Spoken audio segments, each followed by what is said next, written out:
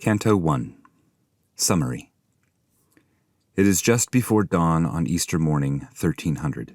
Our travelers, weary from their climb out of hell, emerge onto the shore of Mount Purgatorio. If one were to dig a hole under Jerusalem all the way through to the other side of the globe, he would come out here.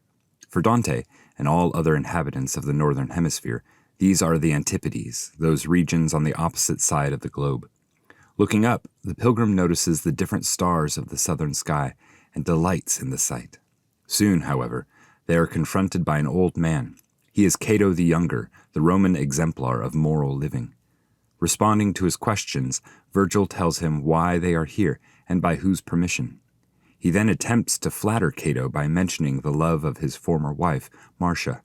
Cato rejects this attempt, however, for he is in that place where she no longer has power to move him. She is, after all, in hell. Beatrice's command is enough for him.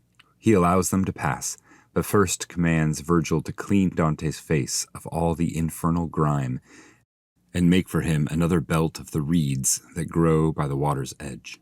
This they do, and so move on along the shore. Canto 1. An Old Man.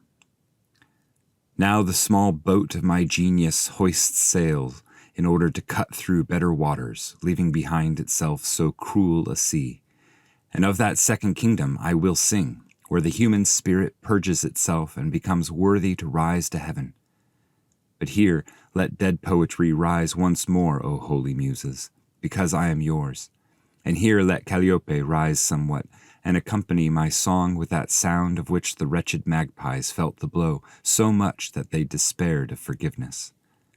The sweet color of the eastern sapphire, gathering itself in the clear aspect of the sky, pure until the first circle, began once again to delight my eyes, as soon as I escaped from the dead air that had, in sadness, held my eyes and breast. The beautiful planet, which spurs to love, was making all the eastern sky to laugh, veiling the fish that were in her escort.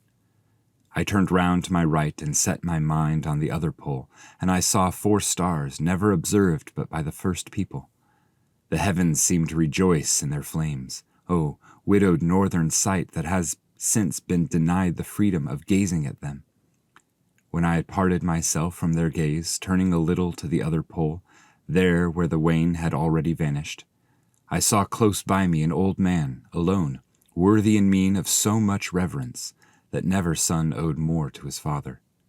He bore a long beard mixed throughout with white, much the same as his hair, which was falling down upon his bosom in double bands. The rays of the 4 holy lights adorned his face with such luminosity that I saw him as though the sun were in front. "Who are you, that against the blind river have escaped from the eternal prison?" he said, moving his dignified tresses. "Who has guided you, or what was your lamp, emerging outward from the deep night which always made the infernal valley black? Are the laws of the abyss thus broken, or did some new council in heaven change, that being damned you arrive at my grotto?" My leader thereafter took hold of me, and with words and with hands and with gestures, he made reverent my legs and my brow. Then he answered, "For myself I came not. A lady came down from heaven. Through her prayers I helped this one by my company. But since it is your will that more be said of our condition, what it truly is, it cannot be my will to deny you. This one has not yet seen his final night, but by his foolishness he was so close that there was very little time to turn. Thus, as I have said, I was sent to him to save him, and there was no other path than this one on which I have placed myself. I have shown him all the wicked people, and now I intend to show those spirits that purge themselves beneath your tender care. How I have drawn him would take long to tell. Power from on high descends and helps me direct him to see you and to hear you. Now may it please you, favor his coming. He goes seeking liberty, so precious, as one knows who refuses life for her. You know, for death was not bitter to you in Utica, where, for her sake, you left the robe that will shine bright on that great day.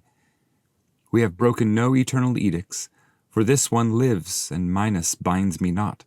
I am of the circle where the chaste eyes of your Marcia are, whose gaze still begs you, O holy breast, to keep her as your own. For her love, then, may you incline toward us.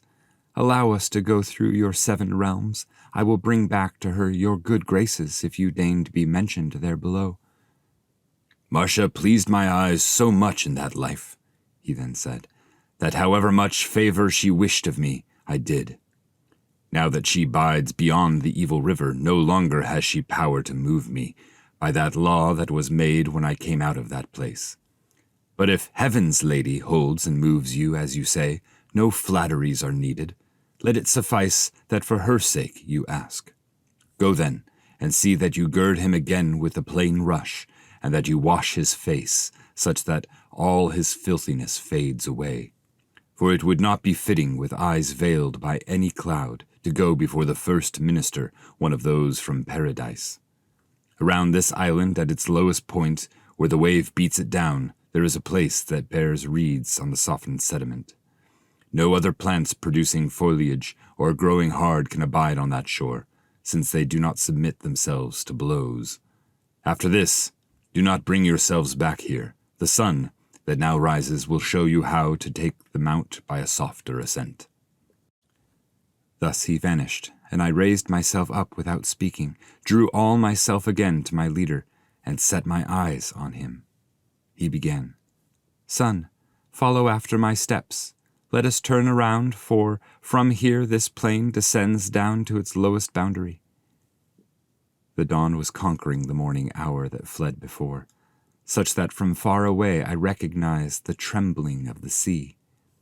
We were going along the lonely plain, like a man who turns toward the lost byway, who seems, till he is there, to go in vain.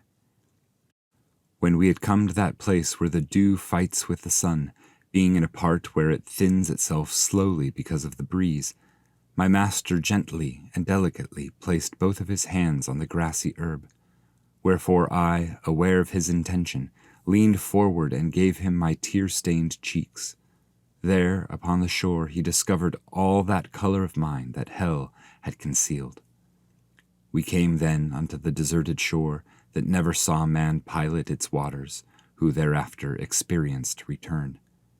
There he girt me, as it pleased the other. Oh, wonder of wonders! For as he picked the humble plant, it grew itself again, suddenly, there where he had plucked it up.